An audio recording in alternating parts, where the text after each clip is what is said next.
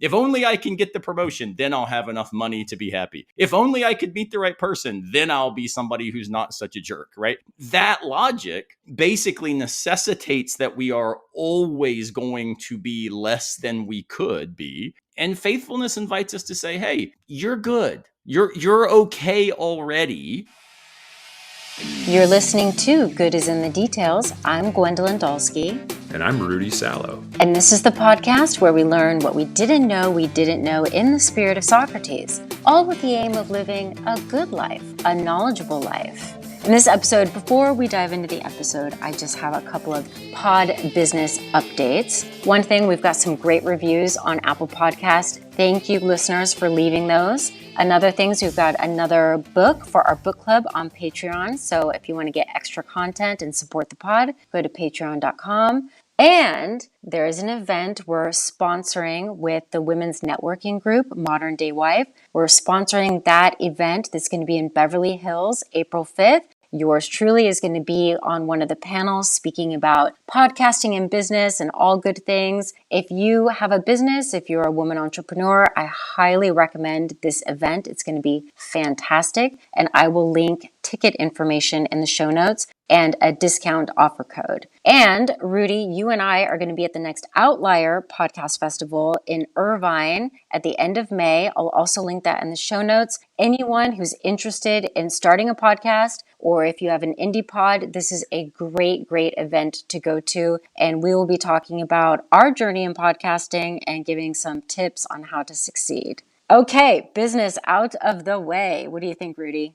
I think it's time to get started with our discussion about camping, but it's not like real camping, but it's a metaphor. It's pretty similar. It's a metaphor for what exactly? Well, this is something I love. My background is in existentialism. I am really drawn to this branch of philosophy called existentialism. Which is what, Gwen? What is existentialism? Really? I mean, for the dummies out there like me. In a nutshell, I would say existentialism came on the scene to challenge the idea that we are to follow order and rules in order to live a good life, that there was something missing in the history of philosophy that just aimed to talk about reason, and there was so much more to the human experience that didn't fit into a nice, tidy conclusion or argument, and thus came about existentialism. So that's it, broadly speaking. And our guest today is a philosopher, and he is the author of Camping with Kierkegaard. I love this type of work because our guest does do academic philosophy, but this book is for the general public. He is using philosophy to give us an idea of how to live well, and our guest is Professor Aaron Simmons.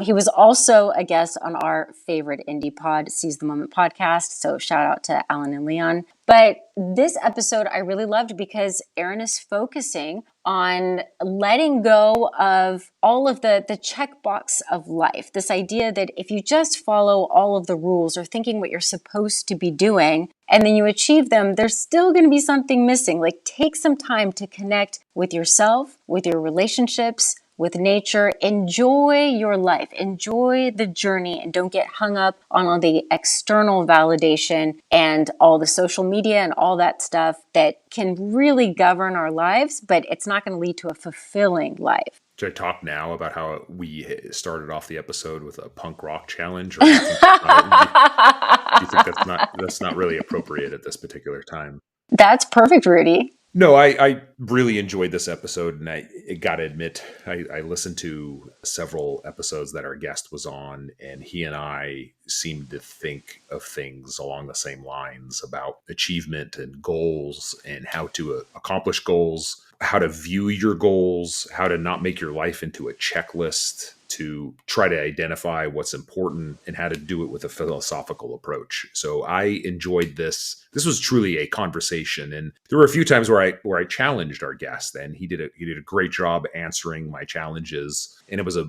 really enlightening conversation. Okay, let's talk some existentialism, a bit of outdoorsy stuff with Aaron Simmons.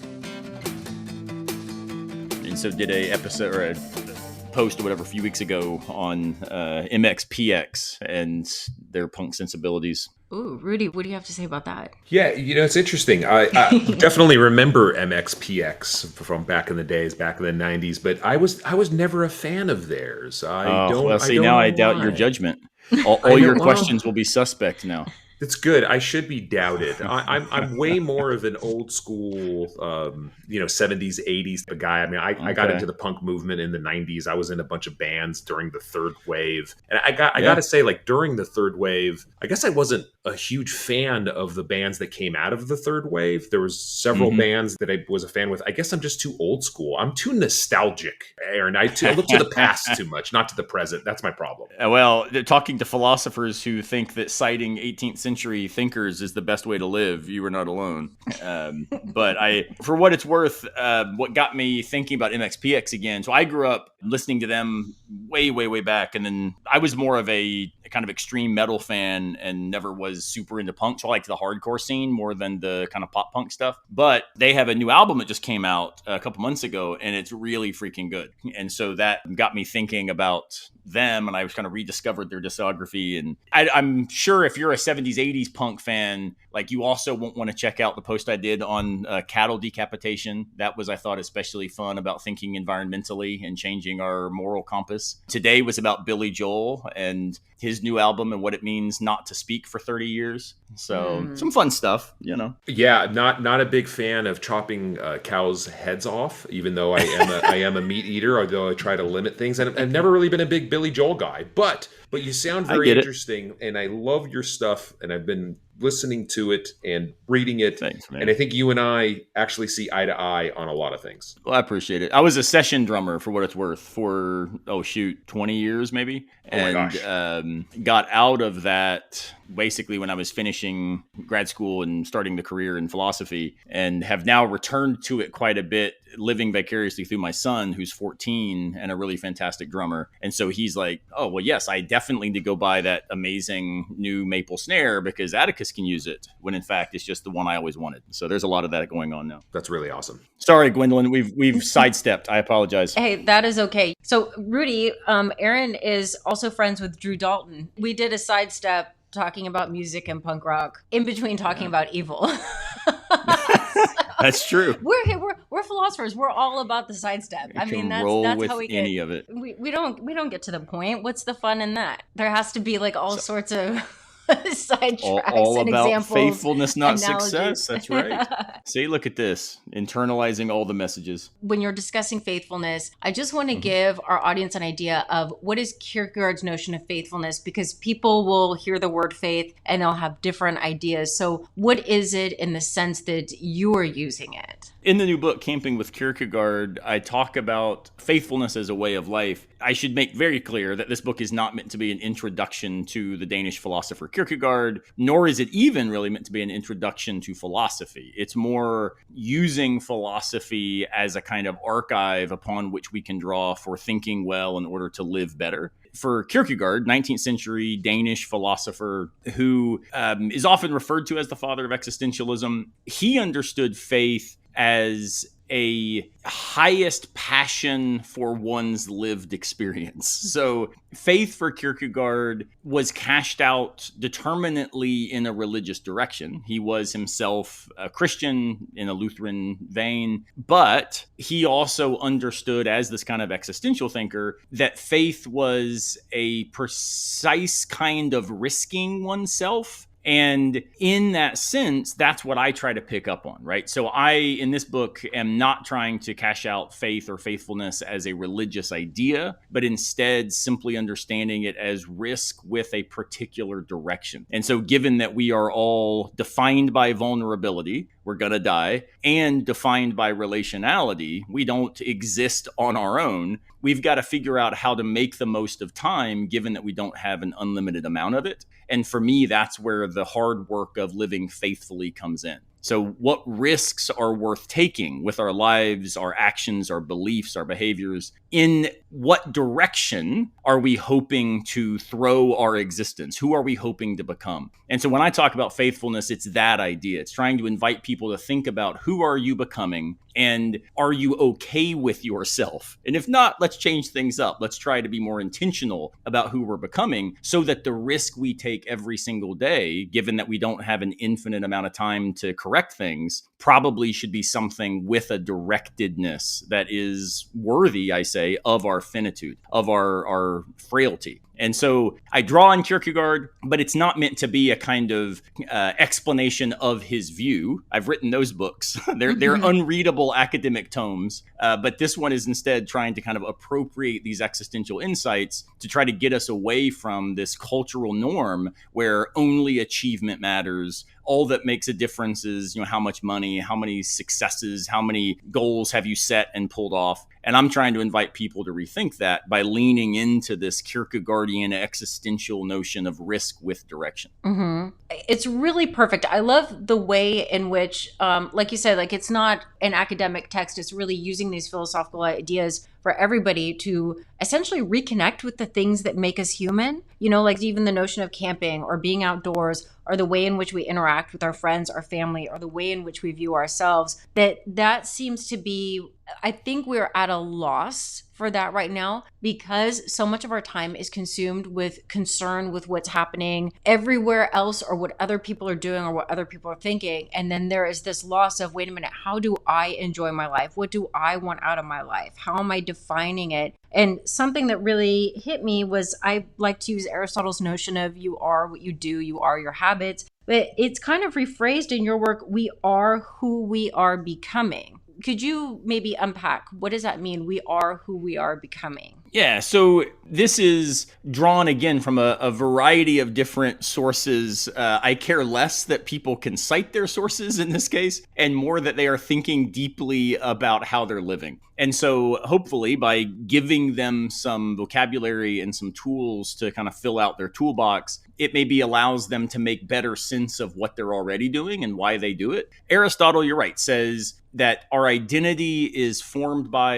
and grounded in our habits. What we've made normal is the way I like to put that. What we've allowed to be normative. And St. Augustine says something similar when he says that what we desire determines who we are. So our desires, our habits, our actions, this is constitutive of selfhood. Who we are is not some stable thing, like when we tell our friend going on a first date, hey, just go be yourself, it'll all work out. The existential tradition basically says, there is no self back there. The self that you are is the self that you daily live into. And so that's what I'm trying to develop and reminding people who you decide to be today will be determinative of who you will be 5 years, 10 years, 50 years from now. And so I tell my students a lot, they don't get to lean too hard into the, I'm just 19, I'll make smarter choices when I'm older. It's like, well, no, because if you make stupid choices now, you'll be the person who has made stupid choices normative for them. And it's unlikely that you're going to just wake up one day into wisdom. Wisdom has to be cultivated. Aristotle says that it's hard work to be excellent.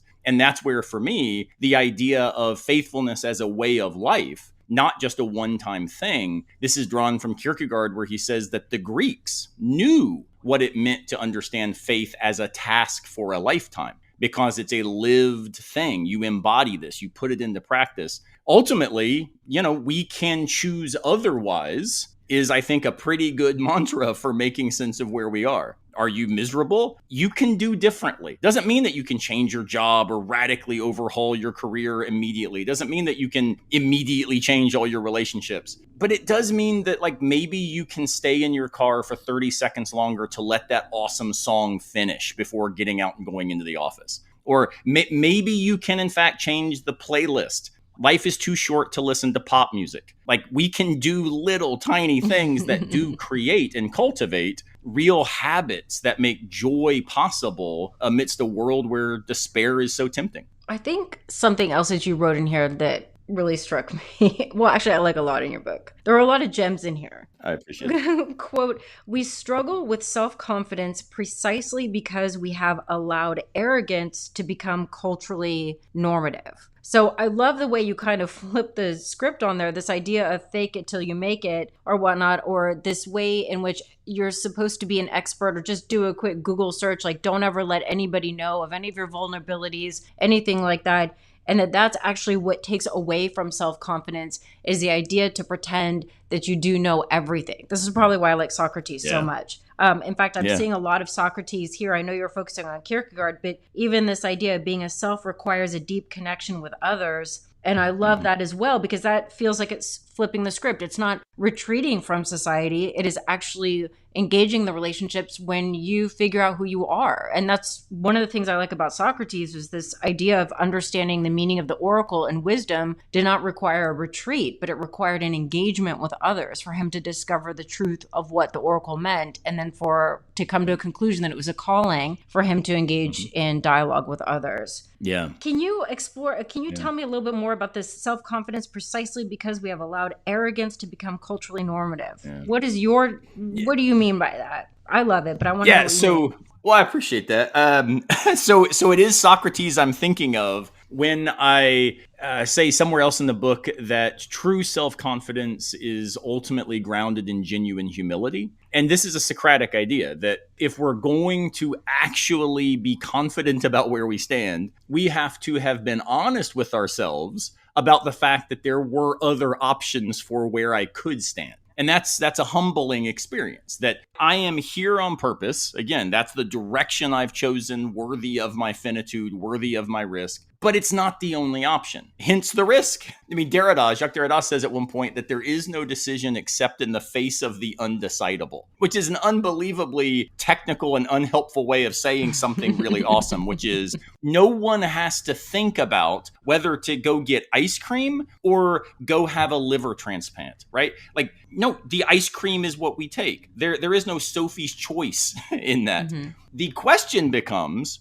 which of these two colleges do I go to? Do I take this job or that job? What is it that I will do today, as Sartre says, stay and help my mother or go off and defend my country? It's only when we really recognize there are other ways forward that are also moral, also sensible, also reasonable, that we have the risk of choosing. But it's in that moment that we now are confident enough to say, because I'm humble enough to realize I could do differently, I'm doing what I'm doing on purpose. I could be wrong, but I'm doing this reflectively with intentionality. I'll give you two examples of what this looks like in practice. So my son, he's 14, and recently was auditioning for all county percussion, then all region, then all state, and super proud of him. He made all of them. He's fourth or fifth or something in the state of South Carolina now as a 8th grade percussionist. But what was so cool is as we go to these auditions, I was a drummer forever. And so I understand the idea of pumping yourself up and getting excited and getting in the right headspace. But the song that we would play to get him ready to go do this work was Kendrick Lamar's Humble, right? Sit down, be humble. The whole idea was not, you're the greatest, you're the best, you got this, rah. It was, no, man, sit down, be humble, rest into the fact that you've put in the practice. Be confident because your humility means you've got sticks in your back pocket and you know how to use them. You don't need swagger. You can actually just be good. For me, that idea is what then sets up in this broader cultural sense a real resistance, or as you say, flipping the script, or as Lamar might put it, right, pimping the butterfly. Like what we're trying to do is say the assholes of the world don't get to dictate the behavior for the rest of us. We can actually make them irrelevant by fostering a commitment to humility, virtue, kindness as the kinds of characteristics that facilitate lives not constantly defined by the fear that someone's going to be better than me. As I tell people all the time, if I am the best in a room, I need to change rooms. My goal is to be in the room with the best. I want to be surrounded by people who also love goodness, truth, and beauty, and then push each other to love it even more. but not push each other to love it more so that we can outpace those guys. It's not competitive, right? That's why I talk about camping. This is just a metaphor. People may not like camping. This book is still for them. It's an attempt to say, where is it we go where competition falls away and excellence becomes a priority, such that joy is now with us on the trail instead of only possible when we get to the top of the mountain. That's the task. We can maybe do better at that as a society if we start thinking a little bit more philosophically and then allow, we might say, virtue to underwrite our business practices rather than letting our business practices and success and market value dictate what gets counted as a virtue. Yes. It was kind of a deal breaker for me when I was in a relationship with somebody I live close in Pasadena to the Rose Bowl, and there's this 5K track, and it's outdoors, and you've got like the beautiful San Gabriel Mountains, and I love to just go and jog it, and the people there are of all shapes and sizes, different ages. You've got moms with their coffee, you've got professional runners, you've got elderly dog walkers, and I love being in that space, and I would time myself,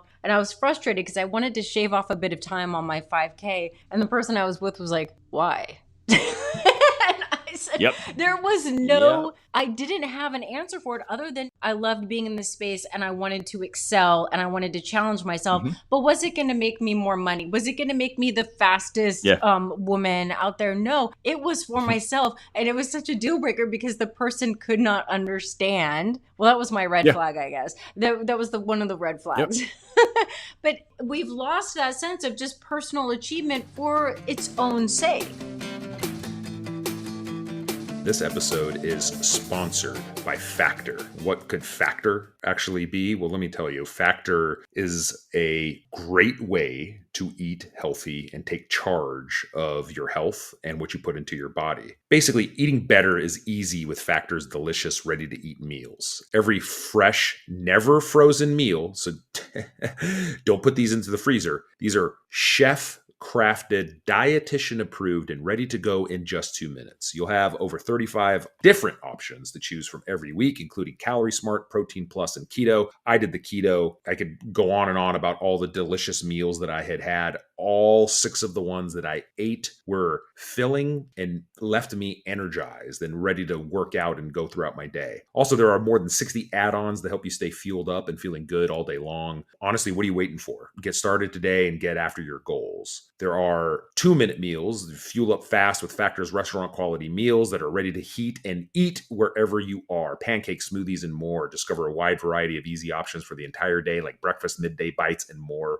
No prep, no mess meals. Factor meals are ready to heat and eat. There's no prepping, cooking, or cleanup needed. Flexible. Today is all about flexibility. We're working from home, we're working from here, we're working from there. It fits to your schedule. Get as much or as little as you need by choosing your meals every single week. Plus, you can pause or reschedule your deliveries at any time. Factor is the perfect solution if you're looking for fast, premium options with no cooking required. Thank God, because I am such a bad cook, I could burn cereal. That's right, I could burn cereal, but not Factor. Factor is the perfect solution for fast, premium options with no cooking required. Sign up and save. We've done the math. Factor is less expensive than takeout, and every meal is dietitian approved to be nutritious and delicious. Head to factormeals.com/details50. That's factormeals.com/details50 and use code details50 to get 50% off. That's code details50 at factormeals.com/details50 to get 50% off.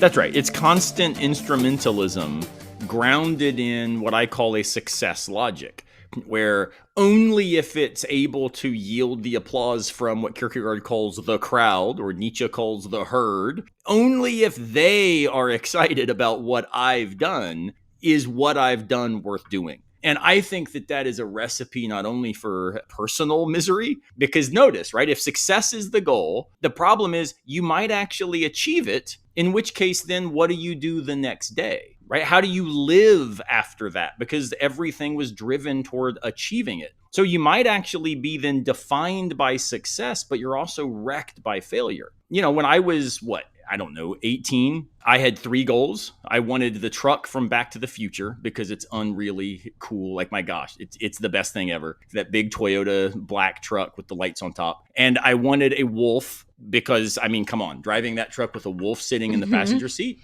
who could be cooler? And then I, as 18, 19-year-olds do, was thinking like, and I'd also love to end up spending my life with somebody that I am absolutely madly in love with. Well, I think it was 21. I bought a black Toyota Tacoma. Now, it took me 9 years to pay for the stupid thing, but I had the truck that I thought I wanted. I couldn't buy a wolf because it turns out liability insurance is kind of a beast. And so I got a Siberian Husky, which was close enough. And then I went to Florida State, got a master's degree, and then ended up marrying my wife. We've been together 22, 23 years now. So at 24, I had checked all the boxes that I thought would determine happiness for me. The problem was I turned 25. And so what we do, right, and this is the way our culture works, is we just add new check-off box categories. Oh, I want to go get a PhD. Well, I did that at 28. Oh, I want to get a tenure-track job. Well, done at, 34. Like, it ends up being that we live our life always trying to get somewhere or get something so that we can feel good enough in order to be comfortable with who we are. This is what I term in the book a if only, then I'll logic. If only I can get to the weekend, then I'll have time to rest. If only I can get the promotion, then I'll have enough money to be happy. If only I could meet the right person, then I'll be somebody who's not such a jerk, right? That logic basically necessitates that we are always going to be less than we could be. And faithfulness invites us to say, hey, you're good. You're okay already. Circumstances might suck. And so let's think about that. Let's work on injustice. Let's overcome historical marginalization. Let's work really hard to make the world look differently in the future.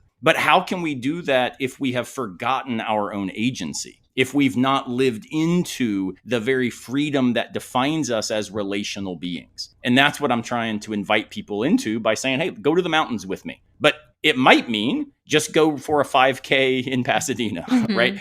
It doesn't mean literally go pick up a tent. It means find spaces that remind you why you get out of bed and why, in fact, it's worth getting a good night's sleep so that tomorrow you can do it again. And I think that that's something we've forgotten in a culture that says, how many followers do you have? You must be saying good things. My brother has told me repeatedly about my YouTube channel. He's like, dude, throw a cat off a roof. You'll immediately go viral, right? Because half the world will hate you and half the world will think it's hilarious. But instead, I keep trying to make little short philosophy videos. And those are much harder to get people to be excited about because we are in a world that Harry Frankfurt defines as a world covered up with bullshit. And it's because, as you said earlier, we feel like we've got to fake it till we make it. He claims when we live in a society where everybody has to have an opinion about stuff they don't understand, bullshit will eventually take over. And that's exactly what we see now in a world of quote unquote fake news and misinformation. It's a world where we've abandoned a concern for truth because we aren't even trying anymore. It's just, can I sell something to somebody? Can I get more likes? It's not about, yeah, but are you okay with who you are becoming? And that's what I'm trying to cultivate. I don't mean to speak for you, Rudy. It's just that this discussion reminds me so much about your experience with climbing Mount Whitney and your just push for personal excellence and being outdoors. Well, yeah, that's where I've really connected with, not in particular, we haven't gotten into the whole, what you were doing up in the North Carolina mountains, Aaron, and the trout fishing and everything. But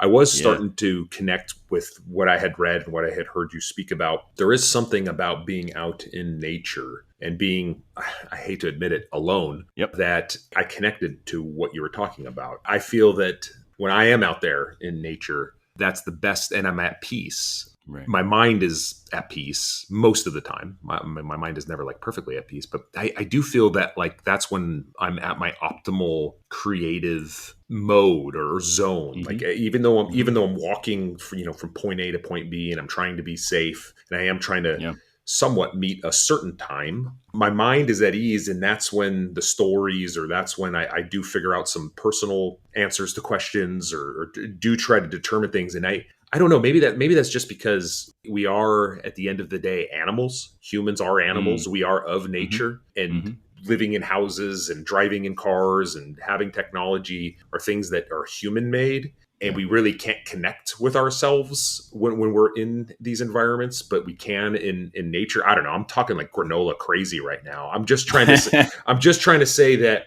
I had the same reaction that you have had in my connection with nature. I do feel there is something very special about it. I don't go out in the nature very often. Maybe it's only like maybe 10 times a year, but 10 times a year is enough for me to to really move forward. And I didn't do that before the pandemic. And I know you've also talked about how the pandemic was this great reset, or it should have been this great reset, although we're all going back to work now and we're all going back to our prior lives. But there was something about the pandemic that made me reset my goals. There's just so much truth to everything that you're saying that I connect with about if you're just trying to live off of a checklist of achievement, is that really living? Once you check that box, do you actually feel happiness, or is it just like, well, what am I going to do next? And it's this if-then thinking that I'm trying to change. But I'm also, I got to ask you your opinion about this, Aaron. So something that I do, and I've talked about this both at my law firm to other attorneys, as well as we actually had a segment on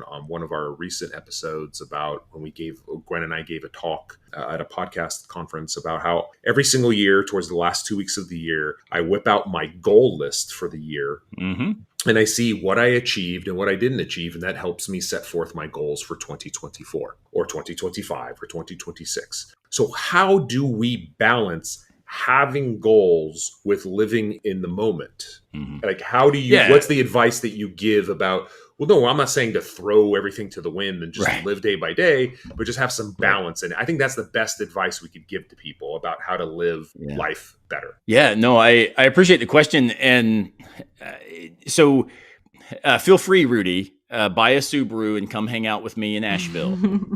We will welcome you with open arms. So funny. My wife suggested that I bought a Subaru, and I said, absolutely hell no. I will not buy a Subaru. But that's a whole other side conversation. Our granola is vegan. I actually live just south of Asheville in Greenville, South Carolina, but spend lots of time up there. And so I think you're asking the right question, which is, okay, you read Camping with Kierkegaard, you watch my YouTube videos on philosophy for where we find ourselves, you read my Substack at Philosophy in the Wild, you're in. You say, okay, this sounds great. But look, like, don't we still have to go to work on Monday? And don't we still have church or whatever on Sunday? And don't we have to take our kids to school on Thursday? None of the things that were the case change being the case once we have this kind of existential awakening. And I think that this is really, really powerful because David Foster Wallace, in what I think is the single best book of philosophy ever written, it's a commencement address he gave called This Is Water. And in there, he says that adulthood is defined necessarily by day in, day out monotony. And what he recommends is not that we radically overhaul everything. We don't just have, again, the mass migration away from jobs. We all move to the hills. What he says is we remind ourselves that things aren't obvious. Where we find ourselves is not necessary. There are other ways we could find ourselves. And so the fact that we're here is contingent. Possibility remains. So do the best we can to live into that possibility in the moment in front of us. And so for me, what that looks like is I want my students and my friends and the listeners to the podcast, I want them all to be successful. Don't get me wrong. I just don't want them to be defined by success as the ultimate value theory for their own identity. And the way I like to think about this is the goal list that you set at the end of the year. I see that as logistics. It's a matter of saying, hey, if I really want to do X or Y, I'm going to have to put in the work that makes X and Y possible for me. In other words, you are setting aside the right time, the right energy to make the self you hope to be a year from now come true. And so think about it in terms of selfhood and then see the achievements as logistics. So I have no problem, Gwen, if you want to shave off 10 seconds off your 5K, do it just because it's interesting to you to see if in fact that's something that is possible for you. When I mountain bike, which I do a lot, I'm always trying to see, man, like, did I personal record that downhill? Not because that's what gives me joy, right? But I'm just kind of interested logistically to see if, in fact, the work, the effort, the practice I'm putting into this, is it something that is cultivating my selfhood in a way that is actually able to progress and deepen into that direction? If I ride only one trail, that's fine, but it's also going to not open up excellence as a lived task. It's just going to make that repetitive activity something that I enjoy, which is fine, but it's not the only way to think about how we move forward. So my thought is not abandon success. Just think about it as logistics. Where does posting on social media play into this whole thing? Yeah. And I know you've kind of alluded to that a little bit throughout this discussion, but it's so interesting because I'm not a big social media poster. The vast majority of times when I do post, it is me out in nature doing a hike. Yeah. It might be some time. It might be some time of my hike or something like that. Showing off your aloneness. I get you. I feel that. No, but you're right in a way that, in a sense, it is kind of showing off, because sometimes I'm like documenting my time, I'm documenting my miles, and I've been using social media to document things to see if I'm getting better, to see if I'm getting faster. And then I started to feel bad.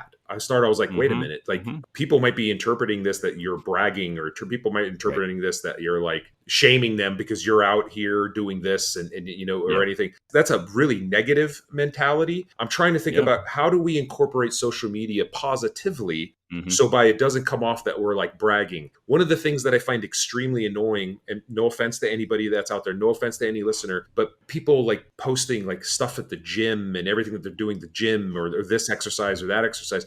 I don't know why that irritates me, but it really does, and it shouldn't. But so I'm looking for some advice here. So Rudy, send me an email and I'll send you back plenty of pictures of my quads and triceps, just so that you can be intimidated without the audience. No, I mean, look, I'm with you. In fact, just this morning, saw a friend of mine post a picture, flexing in front of the mirror, taking a selfie at the gym. And again, I'm with you. It's not so much that like I'm offended. It just kind of bugs me in the sense of, so what is it we're doing here? And for what it's worth, I tend to think of this as a phenomenologist. And a phenomenologist, again, I'm sure you guys have talked a lot about this on the podcast, but for new folks, phenomenology just looks into the way we make sense of the world from a first personal experienced point of view. And so what is happening when we see all these people post pictures of themselves at the gym, or their Strava ride, or their King of the Mountain time, or whatever it is? And I actually think that the phenomenon that's problematic is what we've already diagnosed. It's the idea that in order to feel okay about yourself, you need other people to applaud. That's deeply, deeply disturbing. And it's what the existential philosophers call bad faith, because it's you not living intentionally because you think it's worth your time and finitude. It's you living this way because you think other people will be jealous, right? That's fundamentally a bad model of selfhood. It's inauthentic, say some of the philosophers. On the other hand, the phenomenon of sharing with other people the things that we are doing and of which we have some, semblance of pride, I actually think is deeply, deeply valuable. So here's why. I hate doing press for my work, because what it ends up sounding like, I'm with you, Rudy, like, look at me, more of me in your life, what you need to solve your problems, read me. And everything that you'll find in my work is stop reading me and go hiking, right? Like, go get ice cream with a friend. Go actually listen to an album from start to finish, because that's how they used to be made. They're not just singles. Like, whatever it is, go do that. And the books and the work is all an inspiration to try to be okay with yourself. But notice what we are. We are relational. This is part of our being animals, but we're a very particular kind of animal. We are an animal who is not just relationally engaged in a kind of network of competition and, life or death struggle for food. We are the kinds of beings who can actually encourage others of us to beauty, to care, to kindness. And so I actually think if we can find ways to say, look, there's always going to be that segment who thinks any picture I post is me bragging.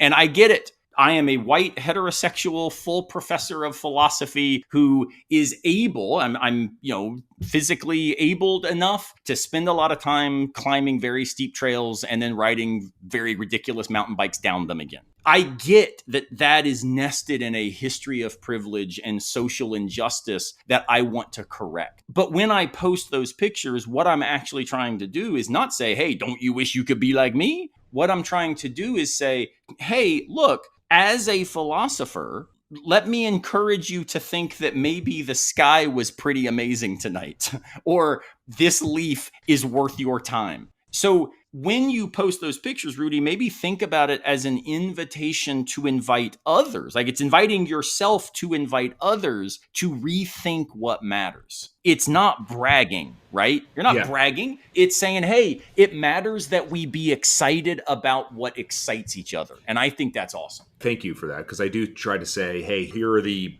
mountains that I'm planning to climb this year. Who wants to join me? People have actually reached out and said, hey, yeah, I'd like to try this. I'd like to try that. I always wanted to do this. I always wanted to try that. My whole point of this is literally, if I can do it, anybody can do it. Now, why do I say that? I was born with deformed feet. I had to wear special shoes when I was a baby for a year and a half. I couldn't take them off to reform my feet. I have flat feet. I never grew up an athlete or anything. I just made a goal to start climbing mountains and hiking and be becoming a little bit more in tune fitness wise during the pandemic. And the pandemic really did change my view about what is important. And I guess I'm trying to, I'm not trying to harangue anybody with this is what you have to do. You have to be out in nature. I'm trying to show these pictures of these beautiful places and saying, hey, look, if I can do it, anybody can do it. So I guess if I can set it up that way, there's always going to be some detract, but in general, that's putting positivity out in the world. Correct, Aaron? Absolutely. I mean,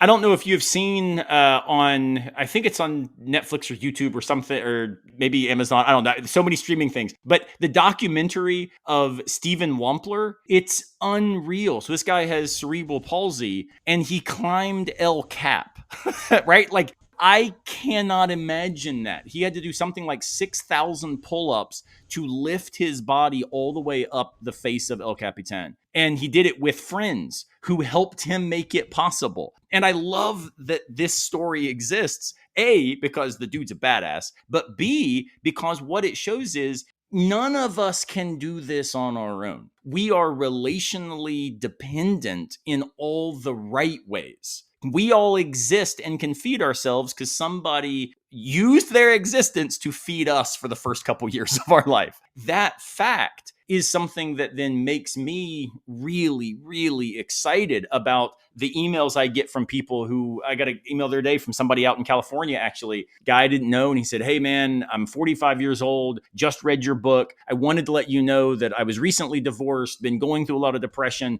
but I'm taking my 2 sons camping this weekend. Thanks. And I was like, damn it, that's everything that matters, right? Because I don't care that he can quote Kierkegaard back to me. I do care that he thought it was okay to spend time with his sons that weekend and to find a way to get outdoors and do it. And so, yes, there are a lot of people who that is not possible for today. And I think that should call all of us to work for social change such that freedom, flexibility, agency, these are not things only available for those of us with graduate degrees, but are part of how we make sense of human dignity. And so when I post pictures, there is no bragging. What I'm doing is saying, hey, we can think about what is worth our time differently. And so in my presentations I give now at a lot of business meetings and different big keynote talks and stuff, I always have a picture and a slide with all of my academic books.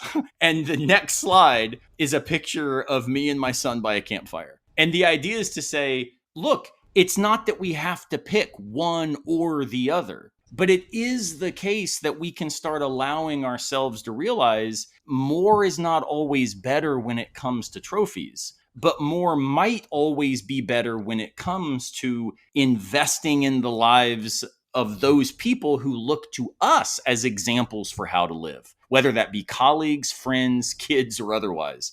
We are the ones we have to look at as models for what we want to see in the world. That's great. Do you mind if I ask you a difficult question? Put you on the spot. These meaning of life and ethical questions being the easy ones, right? No. Actually, those are compared to this question. I really believe this. So, having listened to you on other podcasts where you were talking about your son and how your son thought that you lived at the university, and how your son said that, Daddy, I don't want to be a philosopher because then you can't spend time with your son. You had this shift during the pandemic. Let me just ask you a very difficult question, Aaron, because I struggle with this as well. Could it be that you were finally able to spend that time with your son, finally able to do the camping because you did achieve a number of certain things in the past, and you're able, like, okay, now I can focus on this? And I don't mean to put you on the spot, but it's like, I know that you were feeling bad for those things that your son was saying, but you did have some goals that you need to achieve. And I don't think there was anything wrong with those goals. So what do you think about that? Yeah, no, you're right. This is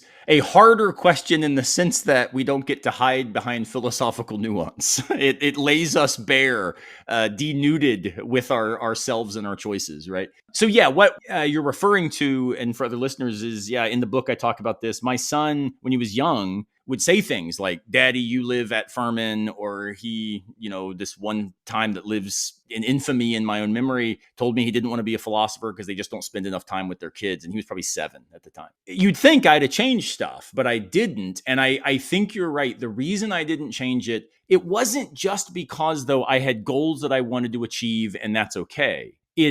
I genuinely had convinced myself that what love looks like is achieving those things. And that's the stuff that I hope to now invite others to rethink. So I do tell my students, who are, again, 18 to 22, 23 years old, I tell them all the time, look, stop trying to be 40 at 21. Go be 21. You can put in different kinds of hours. You have often the just stamina to do things you aren't going to be able to do later. Feel the empowerment to be young.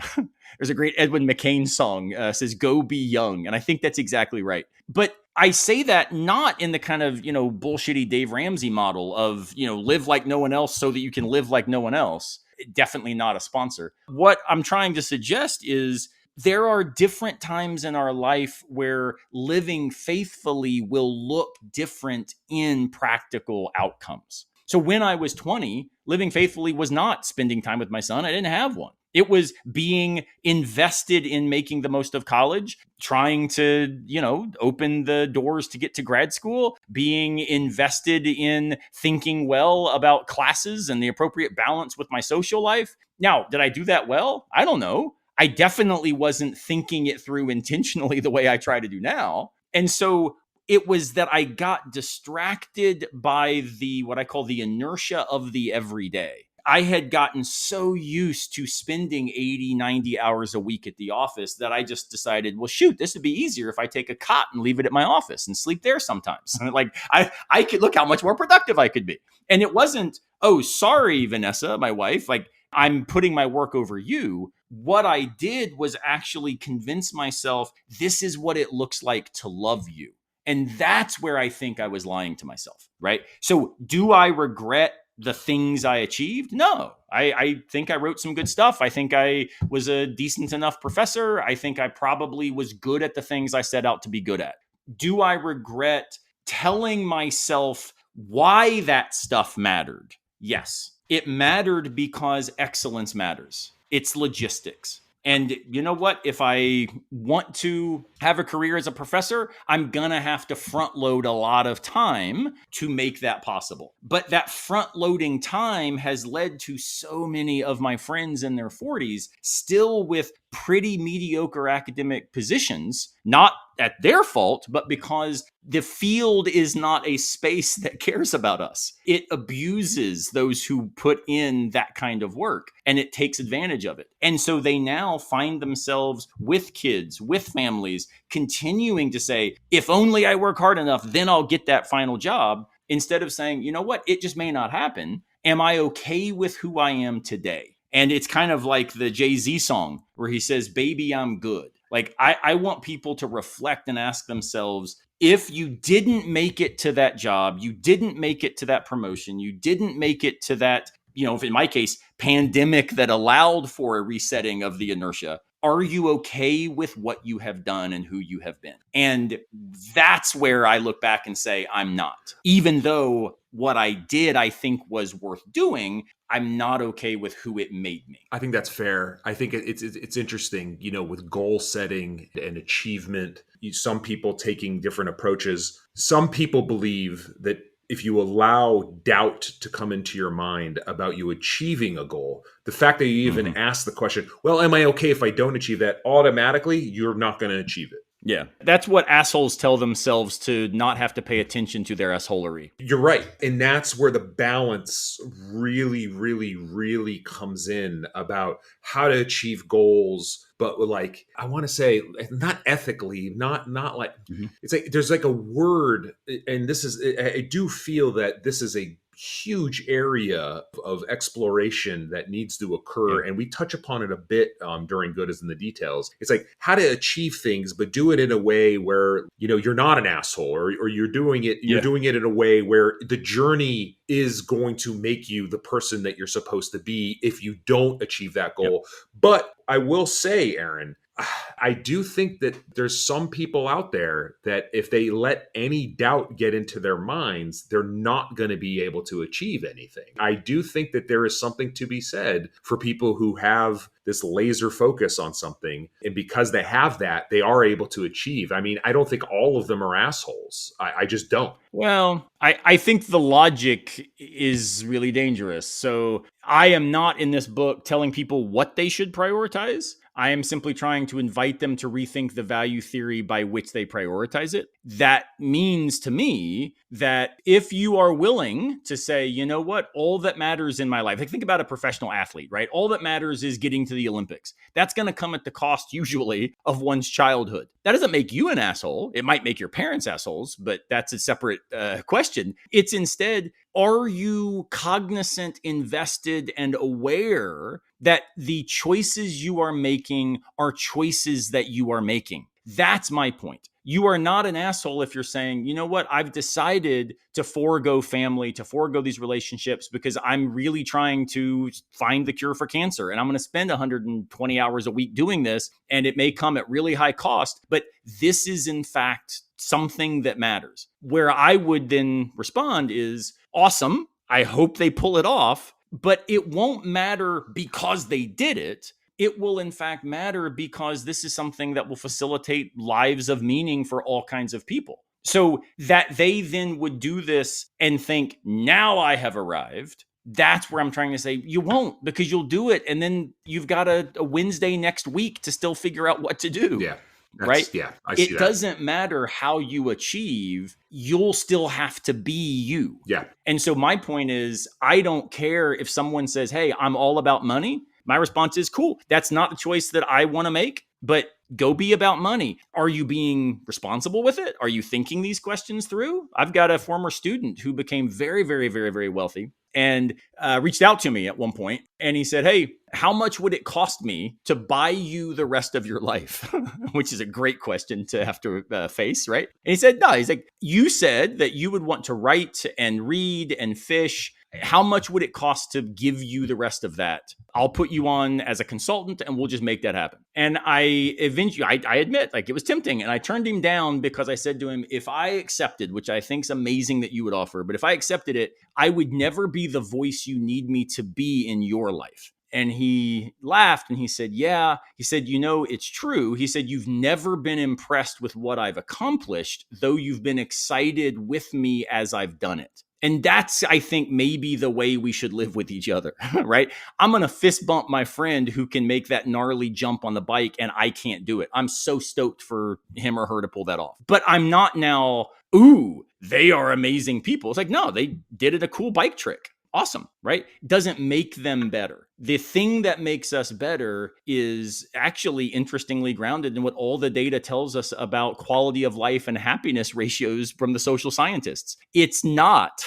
the super, super, super developed wealthy spaces where we find this. People live longer and tend to be happier in places where they have real deep connections. They have activities that involve their bodies, and they feel like they have some sense of purpose. Those are the things that I think philosophy has always been inviting us into. My goodness, the Stoics said doing philosophy as a way of life invited us to find inner freedom and peace. So if finding inner freedom and peace is possible while you're spending 100 hours a week trying to start that tech company, God bless you. I have no critique about it. But if you think you'll get the inner peace once you founded the tech company, exited a billionaire, and everybody's cheering you and putting you on TED Talks, now I'm out. Yeah. So it's not assholes who do these things. It's doing these things in our culture almost necessarily normalizes the asshole behavior of being entitled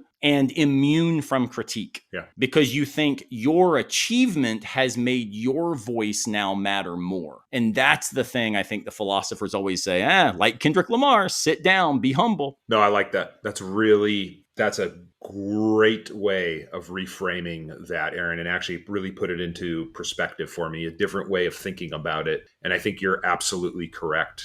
If you think that your achievements entitles you to some superhero status and that you have this view of yourself that you are better than other people, then that achievement means nothing because you are simply just an asshole. Amen. That's right. What a great landing place for a podcast episode. Love it, Rudy. Look at that. Good is in the Details is produced by Dr. Gwendolyn Dolske and Rudy Salo. If you have any questions, comments, or want to get in touch, check us out on Facebook, Good is in the Details Pod, and Instagram, Good is in the Details Pod, or you can email us, goodisinthedetailspod@gmail.com. Remember to go to the show notes if you want tickets to the Beverly Hills event, April 5th. Modern Day Wife, meet me at the London, and you can get a discount code. Also check out Factor. You can get your discount code there in our show notes. And Good is in the Details is also brought to you by AvonmoreInc.com. Planning your next bridge party? Go to AvonmoreInc.com for everything that you need. Tallies, coasters, smart playing cards. Let them know Good is in the Details sent you. Also check out our show notes to get your copy of Camping with Kierkegaard. Okay, until next time, bye.